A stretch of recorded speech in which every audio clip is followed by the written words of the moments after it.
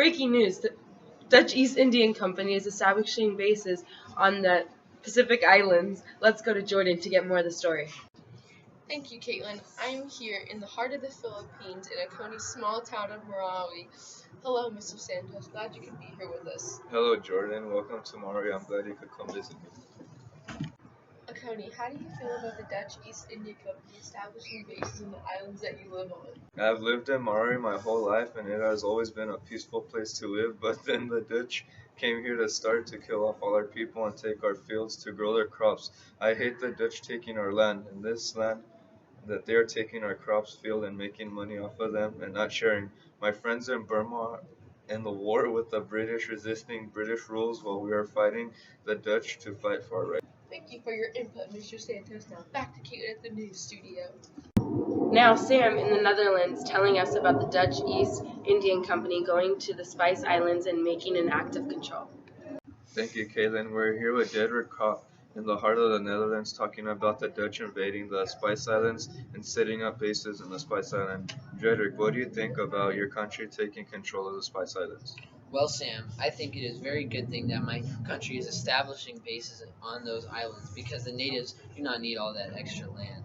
We made some of our land ours, and now we are growing coffee, indigo, and lots of spices. Dedrick, what do you think about the Europeans taking over all these islands and taking control of mining of tin, harvesting rubber, and building harbors and railroads? I think that taking over all these islands is a good thing because we are helping the natives with the mining and building structures that benefit both of us. Thank you, Dedrick, for your input. Just in, Field Agent Jordan Smith is out on the battlefield in Cuba speaking to an American soldier that fought in the Spanish-American War. Let's go out to the field to get an inside scoop. Thank you, Brennan. I'm here with William Daniels. William, can you tell us a little bit about what happened during this war? Well, we combined with Cuba to help them win their independence from Spain, and during the American battleships destroyed the Spanish fleet, which was stationed in Philippines. In the end, the Filipino rebels expected to recognize independence, but the treaty that ended the war with Spain, we agreed to give the Spain $20 million in return to control the Philippines. Wow, what a war, but was there any debate over this treaty? Yes, within the United States, American imperialists wanted to go join the European competition for territory, while anti-imperialists wanted the United States to steer clear of foreign entanglements. In the end, the United States Senate ratified the treaty by only one vote over the required two-thirds majority. Now I see that the U.S. is setting out to modernize the Philippines. What are your plans?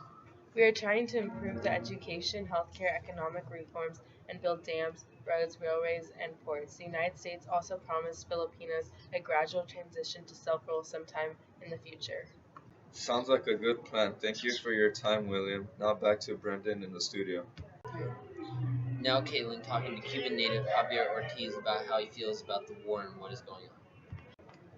Thank you, Brennan. We are now here with Javier Ortiz, native to the Cuban lands, talking about the war. Javier, how do you feel about the American helping you win the Spanish over? Caitlin, America helped us out with the war, win our independence. Our leader, Jose Rios, helped our country get better treatment from Spain.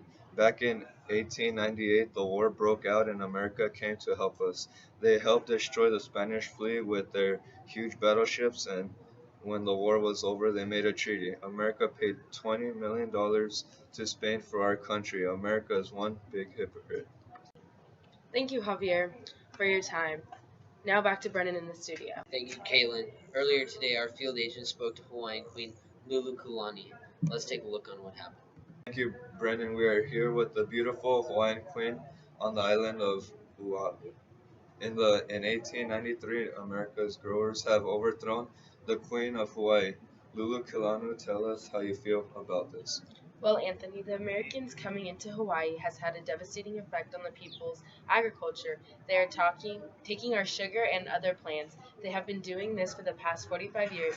After they made me ex-queen, the growers asked America to annex Hawaii. The people of Hawaii were scared and afraid of what is to come. They came and took our land in 1898. What are you going to do about this, Queen? There is nothing I can do at this point. They are too strong. If we went to war, we would lose. We do not have enough power and people to defend our land. Sadly, I can do nothing. Well, Lulu Kalani, I am truly sorry for the loss of your country. Now we go back to Brendan in the studio for the last few minutes of the show. Thank you guys for tuning in to KMBC Channel 5 for the latest news around the world.